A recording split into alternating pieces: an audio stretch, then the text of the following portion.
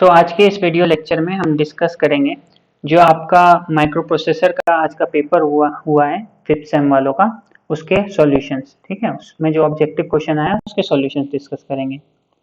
तो जो आपका सबसे पहला क्वेश्चन है वो क्या है, विच of the following statement is correct for Intel 8085 micro processor. तो इनमें से कौन सी स्टेटमेंट करेक्ट है कि it is a 40 pin device, सही स्टेटमेंट है ये। It is 8 bit micro processor, ये भी सही स्टेटमेंट है। तो इसका जो करेक्ट ऑप्शन होगा वो होगा option C, both A and B are correct. PSW program status word या प्रोसेसर स्टेटस वर्ड क्या होता है? कंटेंट्स ऑफ एक्यूमुलेटर ओनली या contents of flag register only, C contents of accumulator and flag register, और D none of this. तो इसका जो correct option होगा वो होगा आपका ऑप्शन सी। PSW में आपका एक्यूमुलेटर का कंटेंट भी रहता है और फ्लैग रजिस्टर का भी कंटेंट रहता है। ठीक है, तो ये ऑप्शन सी आपका करेक्ट ऑप्शन है इसके लिए। Arithmetic and logic operations are performed in, तो अरिथमेटिक एंड लॉजिक ऑपरेशंस कहाँ परफॉर्म होते हैं? तो वो एक्यूमुलेटर में परफॉर्म होते हैं आपका। सो ऑप्शन ए इज करेक्ट।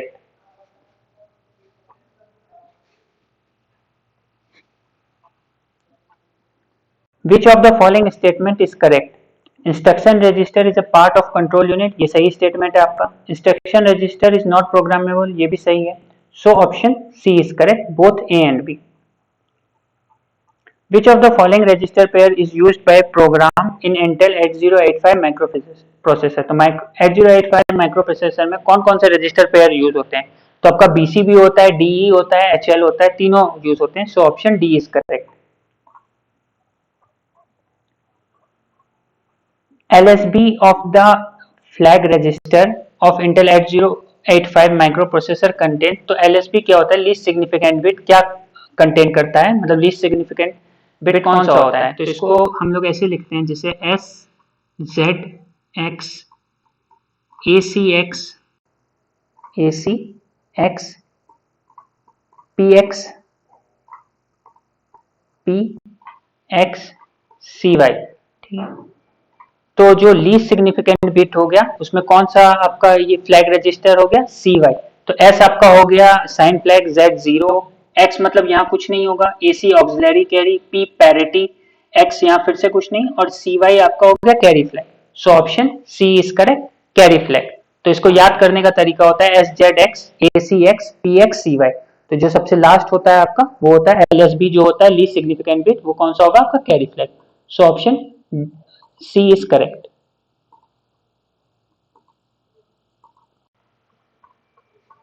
हम नेक्स्ट क्वेश्चन पे चलते हैं। Which of the following is a hardware interrupt in 8085? तो कौन सा आपका जो है हार्डवेयर इंटरप्ट होगा 8085 में? तो देखिए INTR होता है आपका, ट्रैप होता है। ठीक, ये दोनों आपके हार्डवेयर इंटरप्ट होते हैं। INTA क्या होता है? इंटरप्ट एक्नॉलेज होता है। तो जब हम इंटरप्ट लगाते हैं या इंटरप्ट यूज करते हैं तो एक एक्नॉलेजमेंट जाता है जिसको हम कहते हैं इंटरप्ट एक्नॉलेजमेंट। तो ये आपका नहीं होगा। ठीक है, इंटरप्ट एक्नॉलेजमेंट नहीं होगा।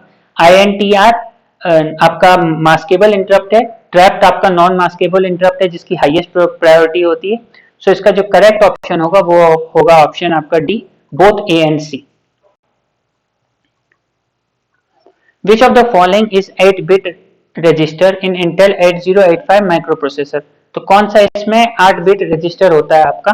तो प्रोग्राम काउंटर नहीं होगा, स्टैक पॉइंटर भी नहीं होगा, क्योंकि ये दोनों 16 बिट के होते हैं। तो जो आपका करेक्ट ऑप्शन होगा ऑप्शन सी, एक्यूमुलेटर, ये 8 बिट का होता है आपका।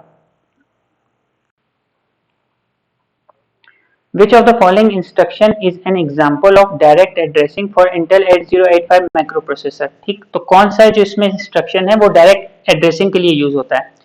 तो जो आपका MOV जैसे MVI होता है, तो MVI आपका immediate, I stands for immediate addressing mode के लिए यूज होता है। MOV आपका, जब भी MOV हम यूज करते हैं तो इसके साथ रजिस्टर पेयर यूज करते हैं। ठीक है, तो ये भी नहीं होगा। सो जो इसका करेक्ट ऑप्शन होगा वो होगा ऑप्शन ए, STA। STA होता है, STA आपका जो है यूज होता है डायरेक्ट एड्रेसिंग मोड में, और STA के साथ कोई हम एड्रेस यूज करते हैं जैसे STA 2050 ऐसे करके। मतलब जैसे एक आपका LD होता है, LDA आपका यूज होता है कि एक पर्टिकुलर कंटेंट को उठा के एक्यूमुलेटर में लोड करना, एक पर्टिकुलर एड्रेस पे जो कंटेंट है वो उठा के एक्यूमुलेटर में लोड करना। जस्ट उसका अपोजिट आपका एसटीए होता है, एक्यूमुलेटर का कंटेंट उठा के एक पर्टिकुलर लोकेशन पे स्टोर करना। तो जो डायरेक्ट एड्रेसिंग मोड में हम यूज करेंगे वो आपका हम यूज करेंगे एसटीए। ठीक, so option A is correct. 10th question आपका, in Intel 8085 microprocessor instruction LDA 1AFB इसमें कितनी मशीन साइकिल होगी? तो इसमें जो है आपकी 4 मशीन साइकिल होगी, एक होगी आपकी ऑपकोड फ्रेश और 3 होगी आपकी मेमोरी रीड। ठीक है, टोटल 4 मशीन साइकिल होगी आपकी। और अगर इसमें पूछ लेता कितने टी स्टेट्स होंगे तो 13 टी स्टेट्स होंगे। ठीक है, 13 टी स्टेट्स होंगे। वैसे टी स्टेट्स आपका पूछा नहीं है, बट मशीन साइकिल पूछा तो 4, एक opcode fresh, 3 memory read. Which of the following device used as a programmable input programmable interrupt controller? तो कौन सा आपका डिवाइस इसमें से प्रोग्रामेबल इंटरप्ट कंट्रोलर में यूज होता है? तो देखिए जो इंटेल 8255 है ये यूज होता है programmable peripheral interface chip, programmable peripheral interface chip, ये 8255 का यूज होता है। जो इंटेल 8253 है ये यूज होता है आपका प्रोग्रामेबल इंटरवल टाइमर। ठीक है, और जो आपका 8259 है ये यूज होता है प्रोग्रामेबल इंटरप्ट कंट्रोलर पीआईसी। तो जिसका करेक्ट ऑप्शन होगा आपका ऑप्शन सी। ठीक है, प्रोग्रामेबल इंटरप्ट कंट्रोलर में कौन सा यूज होगा? 8259, Intel 8259। So option C is correct. Which of the following device is used for synchronous और एसिंक्रोनस सीरियल डेटा ट्रांसफर? तो कौन सा आपका डिवाइस यूज होता है? तो आपका जो इसका करेक्ट ऑप्शन होगा ऑप्शन है Intel 8251। Which of the following statement is correct for Intel 8086 microprocessor? कौन सा इसमें स्टेटमेंट करेक्ट है? ये 40 पिन डिवाइस होता है, ये सही है। 16 बिट डेटा बस होती है, ये भी सही है। 1 मेगाबाइट मेमोरी एक्सेस करता है, ये भी सही है। So option D is correct. Which of the following is a part of execution in Intel 8085 microprocessor? तो इसका जो करेक्ट ऑप्शन होगा आपका वो होगा option D, all of the above. ठीक है, option D is correct, all of the above. 15. In Intel 8086 microprocessor, which of the following flag is set if the result is out of range? कौन सा flag set होता है जब result out of range हो जाता है? तो set का मतलब होता है उसकी हम उसको 1 कर देते हैं। तो इसमें जो करेक्ट ऑप्शन होगा आपका वो होगा option B, overflow flag. So option B is correct. In Intel 8085 microprocessor, which of the following interrupt has highest priority? तो highest priority किसकी होती है? जो INTR होती है इसकी लोएस्ट प्रायोरिटी होती है आपकी। सॉफ्टवेयर इंटरप्ट की भी हाईएस्ट नहीं होती। NMI हो गया आपका नॉन मास्केबल इंटरप्ट, इसमें भी किसकी हाई प्रायोरिटी होती है? ट्रैप की। तो जो इसका करेक्ट ऑप्शन हम देंगे वो option B, non maskable interrupt, और उसमें भी अगर आपसे पूछा होता तो सबसे ज्यादा होती है ट्रैप की। So option B is correct. Motorola 68000 has dash address lines. तो मोटोरोला 68000 में कितनी एड्रेस लाइंस होती है? तो एक्चुअली इसमें पूछना चाहिए कितनी बिट एड्रेस लाइंस होती है, तो 24 बिट एड्रेस लाइंस होती है इसमें। और अराउंड आपका 16 MB जो है 16 MB मेमोरी एक्सेस कर सकते हैं हम लोग इससे। तो 24 बिट एड्रेस लाइंस होती है और 16 MB मेमोरी हम एक्सेस कर सकते हैं। Which of the following statement is correct for dual slope A to D converter?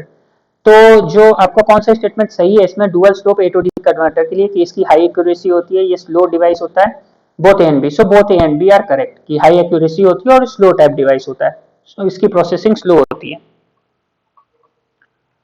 Sample and hold circuit is used for, तो सैंपल एंड होल्ड सर्किट किस लिए यूज होता है? तो सैंपल एंड होल्ड सर्किट आपका यूज होता है and जब एनालॉग सिग्नल को हमको डिजिटल सिग्नल में कन्वर्ट करना होता है। तो पहले क्या करते हैं, एनालॉग सिग्नल जो है वो सैंपल होता है, ठीक, और फिर हम उस सिग्नल को होल्ड पे करते हैं, और होल्ड तब तक करते हैं जब तक नेक्स्ट इनपुट एनालॉग सिग्नल आ नहीं जाता है।